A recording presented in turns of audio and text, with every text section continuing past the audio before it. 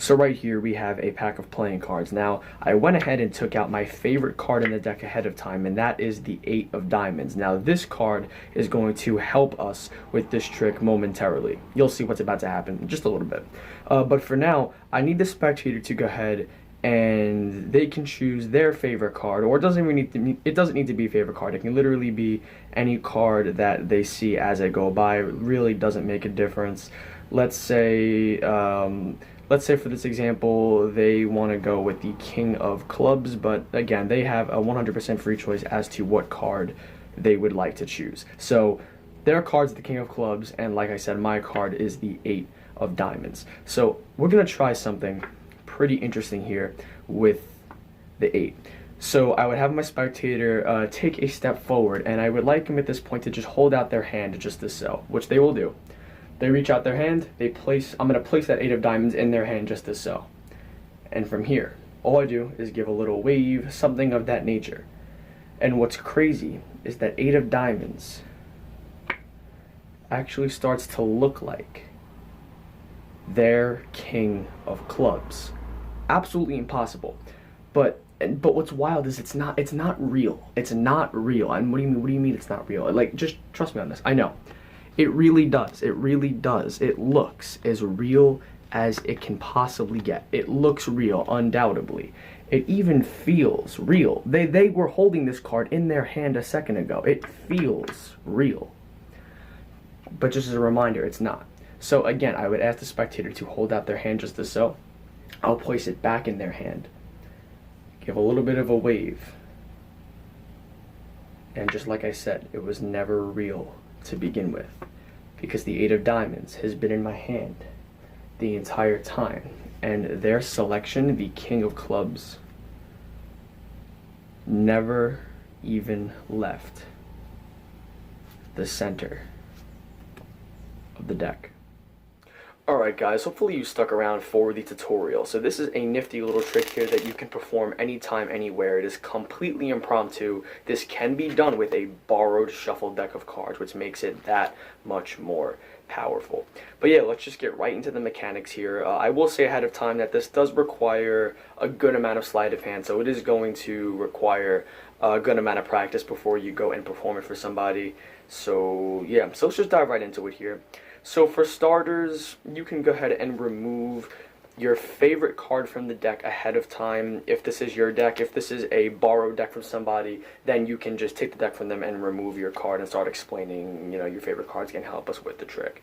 Any card works. My favorite card is the 8 of diamonds, hence why I am using the 8 of diamonds, but you can go ahead and use whatever your favorite card is for this trick. So you're going to take your favorite card and you're just going to leave it face up on the top of the face down deck, just as so. Now, you're going to have a card selected from the spectator, and you want to control it into the second position from the top, so right underneath this face-up 8 of diamonds. Now, this can be done in a multitude of ways, and I'm going to teach you a couple different ways you can go about it. So, first off, the way I did it in the performance is I just spread through the cards face up, and I have the spectator name their favorite card, or just name any card as they go by. Let's say they name the Queen of Diamonds, for example. Whatever card they name, quickly, a little misdirection, maybe look them in the eyes. All you're going to do is you're going to cull the card out from the spread and into that second position from the top, square everything up, and turn over. So now that Queen of Diamonds will be second from the top. So just one more time, just so you guys understand this. If you guys aren't familiar with the cull, it does require a little bit of practice. It's a little difficult to get the hang of. It's a little knacky. Let's use the 4 of spades as another example. If they pick the 4 of spades, you're going to line up the card right above it with that 4 of spades. Get it as square as possible, okay? Your thumb's going to contact that 9 right above it, and your 4 fingers are going to contact the 4 itself, and literally just pull it out of the spread like this. When you feel that click, you're going to spread the rest of the cards underneath, saying they really could have chosen any card. Just lift up and square that right underneath that 8. Square the deck up, flip it over. So that's just a very brief overview of the cull. If you do need an in-depth tutorial on it, then I will leave a link in the description box below, so you guys can go check that out if you need to. So that's how I did it in the performance. That is how I like to go ahead and perform this trick. Cull it to the second position. Now, If you don't want to use the cull, then you have a couple other options. You can either spread through the deck face down and have them take out a card, or you can dribble and just say, here, tell me when to stop. Either one works. Either way, it's a free choice. So let's just say you're going to have them stop on a card. In this case, we have the 2 of spades. One advanced technique that even I have not fully mastered is a move called the cover pass. If I'm not mistaken, you want to use a little bit of misdirection when doing it. I don't know how this is going to go. Looks a little something like that. I have not perfected this move, hence why I don't use it just yet. But that just got that 2 of spades into the second position. I'm not going to teach that here yet, because again, I'm not going to teach a move that I have not yet perfected myself. But that's an option if you do know how to do that. A really easy option is you can have a card selected, say the 6 of clubs in this case, and while they're looking at it, you can catch a break underneath the top card, and you can do a very easy control known as the Marlow Tilt. Looks a little something like this, and that is now in the second position, just as so.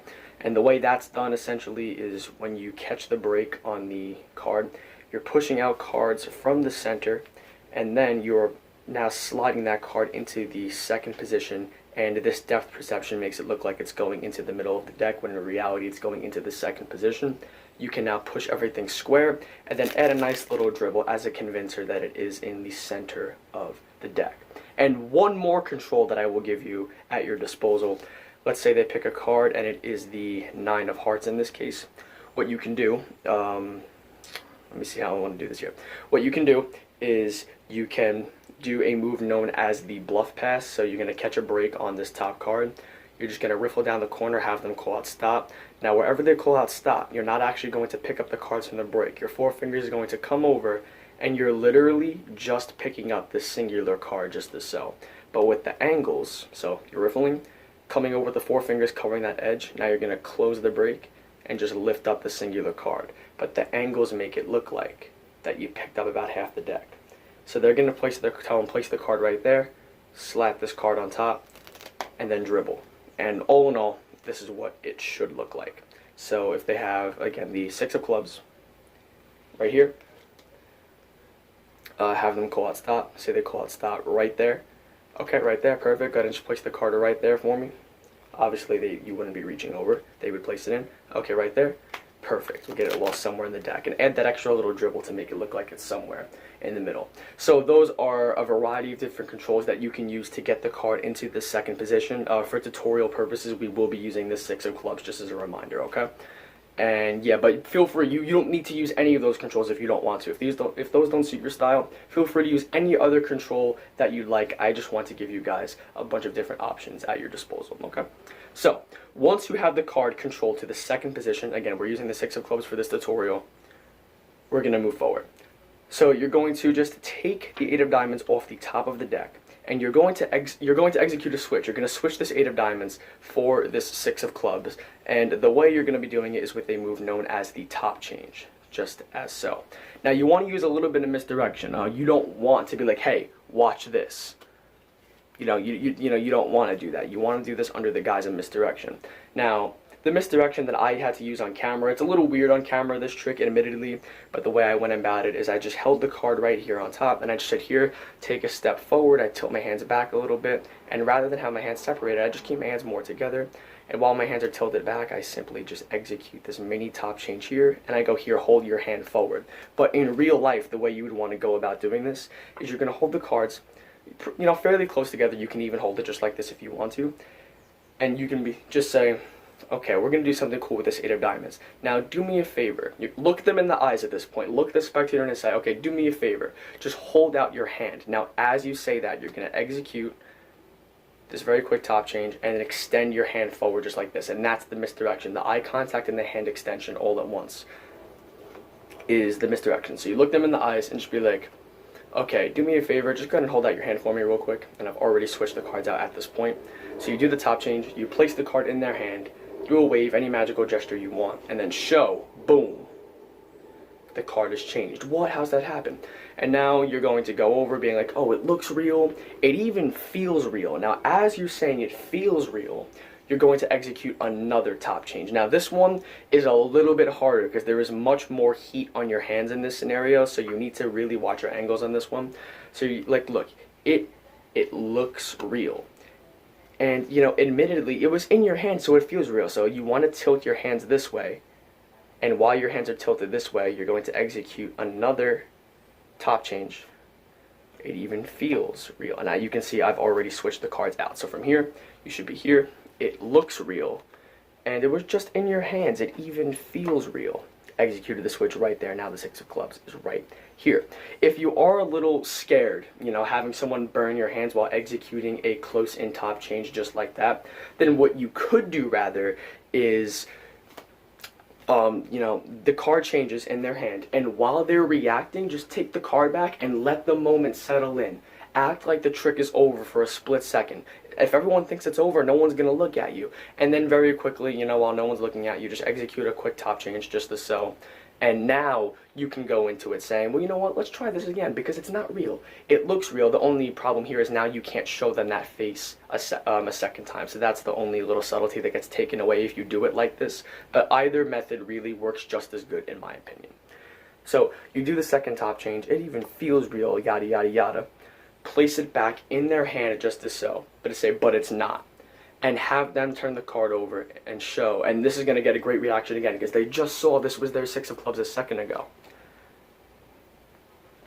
Throw that card to the side, it doesn't matter. And now here is that really big kicker when you show that the 6 of clubs, this blows people's minds, when you show the 6 of clubs never actually left the middle of the deck from the entire trick.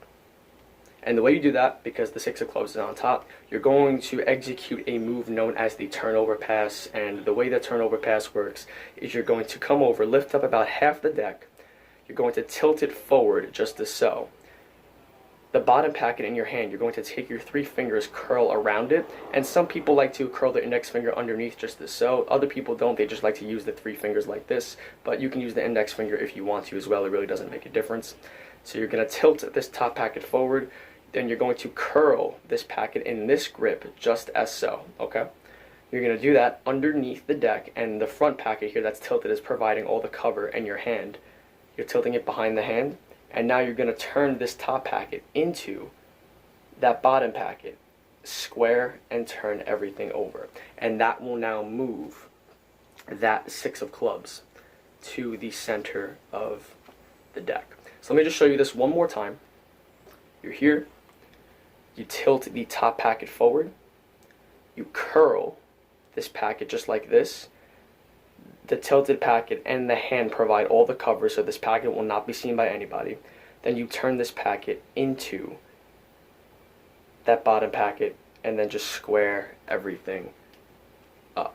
Okay? I held the break just to keep everything easy. And from the front, again, it should look like this. And keep in mind, this is another move where, if you do it correctly, people can look at you and they won't notice a thing. But you don't need to be like, hey, watch me flip over the deck. It's not necessary. People are going to be reacting, again, to the second change that they just saw in about a minute. So again, while they're reacting, they don't need to be burning your hand. You can very quickly just, boom, turnover pass, and then spread through the deck and show that the card is in the middle. So keep in mind with this trick and really all of your tricks that a lot of these, most of the sleights you do not need to take place while people are burning your hands. Most sleights really should be occurring on the offbeat. So that's just a little tip I want you guys to take away from this video. Again, you can use that in this trick, but also in the rest of your tricks as well. And yeah, that is pretty much it. There's nothing really else I need to cover. I think I went over everything in a fine amount of detail, but I know things can get a little confusing sometimes, so if you have any questions, please do not hesitate to drop them in the comment section below. I will always answer and clear up any confusion that you may have. But yeah, I hope you guys enjoyed this video, and if you did, make sure you slap that like button, leave a comment below, share the video with your friends, and of course subscribe to the channel if you haven't already. We are closing in on about 500 subscribers, so I'd really appreciate it if you guys joined the channel today. But yeah, that's all I have for you guys today. I'll see you guys in the next video. Cardtrix 8 signing off. Peace out.